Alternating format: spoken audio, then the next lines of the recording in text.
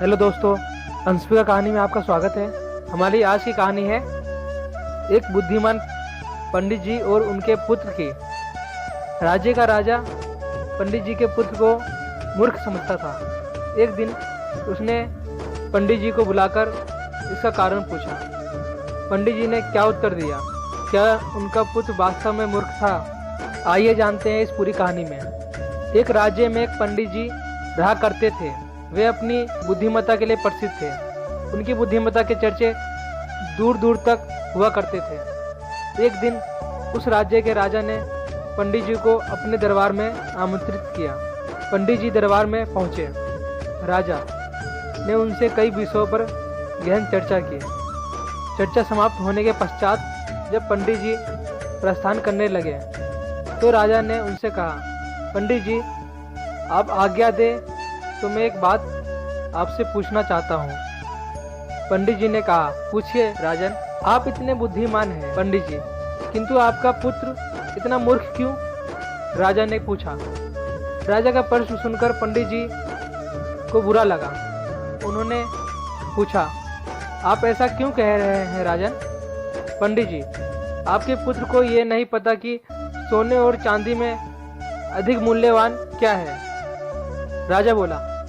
ये सुनकर सारे दरबारी हंसने लगे।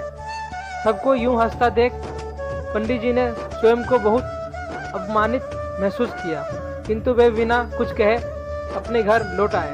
घर पहुंचने पर उनका पुत्र उनके लिए जल लेकर आया और बोला, पिताश्री जल ग्रहण करें। उस समय भी सारे दरबारियों की हंसी पंडित जी के दिमाग में गूंज रही थी। वे अत्यंत क्रोध में थे। उन्होंने जल लेने से मना कर दिया और बोले, पुत्र जल तो मैं तब ग्रहण करूंगा जब तुम मेरे इस प्रश्न का उत्तर दोगे। पूछिए पिताश्री। पुत्र बोला, ये बताओ कि सोने और चांदी में अधिक मूल्यवान क्या है? पंडित जी ने पूछा। सोना अधिक मूल्यवान है, पुत्र के तपाक से उत्तर दिया। पुत्र का उत्तर सुनने के बाद पंडित जी ने पूछा, तुमने इस प्रश्न का सही उत्तर दिया है, फिर राजा तुम्हें मूर्ख क्यों कहते हैं? वे कहते हैं कि तुम्हें सोने और चांदी के मूल्य का ज्ञान नहीं है। पंडित जी की बात सुनकर पुत्र सारा माजरा समझ गया। वह उन्हें बताने लगा, पिताश्री मैं प्रतिदिन सुबह जिस रास्ते से विद्यालय जाता हूँ उस रास्ते के किनारे राजा अपना दरबार लगाते हैं। वहाँ ज्ञानी और बुद्धिमान लोग बैठकर विभिन्न विषयों पर चर्चा करते हैं। मुझे वहाँ से जाता हुआ देख राजा अक्सर मुझे बुलाते हैं और अपने एक हाथ में सोने और एक हाथ में चांदी का सिक्का रखकर कहते हैं कि इन दोनों में से तुम्हें जो मूल्यवान लगे वो उठा लो। मैं रोज चांदी का सिक्का उठाता हूँ। यह देख वे लोग मेरा परिहास करते हैं और मुझ पर हंसते हैं। मैं चुपचाप वहाँ से चला जाता हूँ।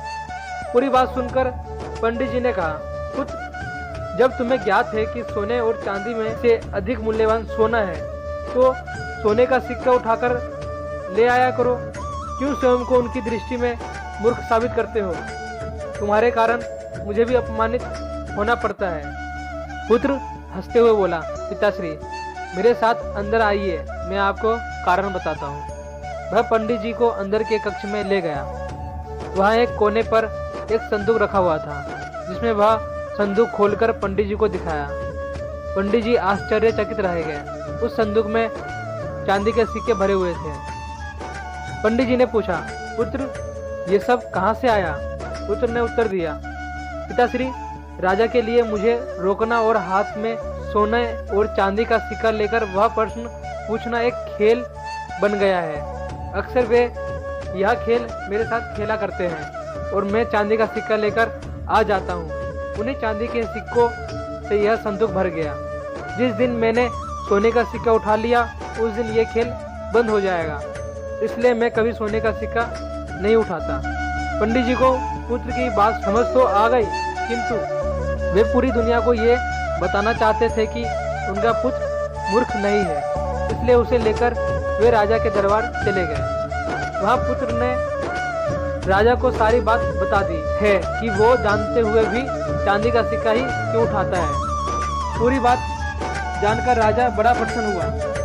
उसने सोने के सिक्कों से भरा संदूक मंगवाया और उसे पंडित जी के पुत्र को देते हुए बोला, असली विद्वान तो तुम निकले। तो दोस्तों, हमें इस कहानी से सीख क्या मिलती है? कभी भी अपने सामर्थ्य का दिखावा मत करो, कर्म करते चले जाओ। जब वक्त आएगा तो पूरी दुनिया को पता चल जाएगा कि आप कितने सामर्थ्यवान हैं।